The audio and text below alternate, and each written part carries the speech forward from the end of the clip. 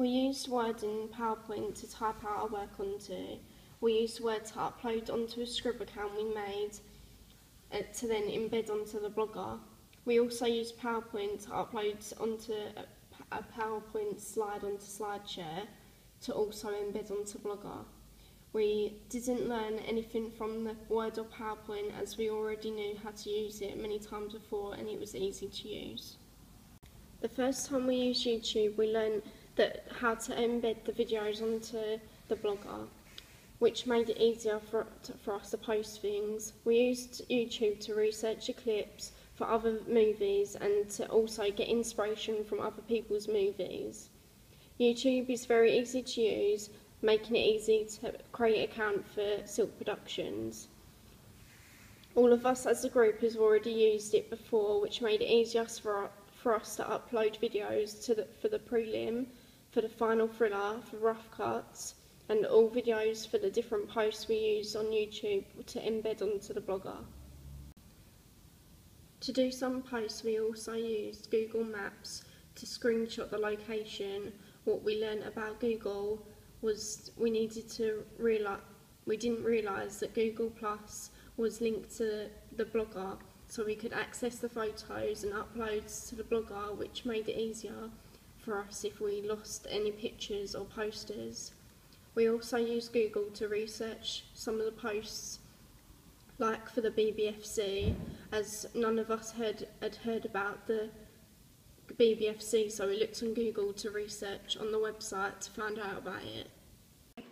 To present the different parts of our coursework on the blog, we use different blogging tools and internet devices to enhance the media enrichment of our blog. We use a blogging tool called Scrib frequently in our blog. We used it to present pieces of our coursework that had a lot of writing in them and used graphs.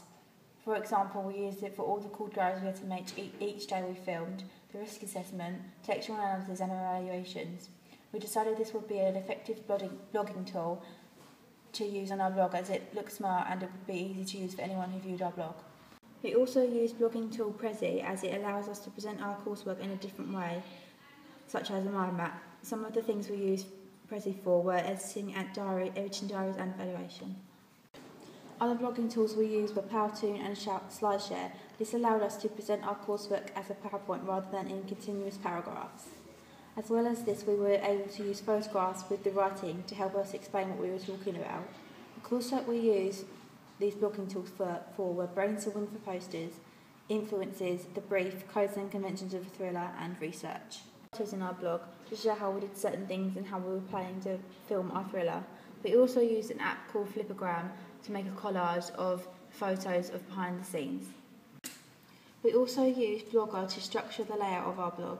We used editing tools to change the dates of each post so that when you viewed them on the blog, they'll be in the right order. We also used Blogger to change the background, colour and font of our blog. What we learned from using blogging tools within our blog was that there are lots of different ways to present information, not just in paragraphs. We also learned how to embed presentations and PowerPoints into our blog using embedded links. In the process of filming our thriller, we used various uses of technology, including the iPad. We used the iPad when editing the thriller using the iMovie app. We also used the iPad to upload posts on our blog. We used the iPad to take pictures throughout the process to upload on social media. We uploaded posts and pictures to social media using the iPad. We learnt throughout our filming that we could use the iPad for various things like taking pictures and uploading the thriller. In the process of filming our thriller, we also used the iPhone. We used an iPhone to record our thriller opening. The iPhone is a multi-functioning phone, which includes the use of a camera. We originally filmed using an iPhone 4, then decided to use an iPhone 5 as the size of the screen and the quality was better, and we wanted our final outcome to look better. Throughout filming, we had to maintain filming landscape so the whole screen could be viewed and not cut off whilst editing. We learnt during the process that the iPhone could be used to film large videos, which we didn't expect in the beginning. When editing all the footage together, we used an iPad and the app iMovie, which we bought from the App Store. We decided to use this app because it's a popular editing software and it was easy for us to access it and save it as we went along editing it. This was our first time using the iMovie app, so we learnt how to edit the clips together, making it look smooth and fade from each scene. We also used the app to add the opening titles, as we liked the fonts that were available to use. We also liked the app because we could change the colour of the footage to a filter black and white, which we plan to do for our thriller.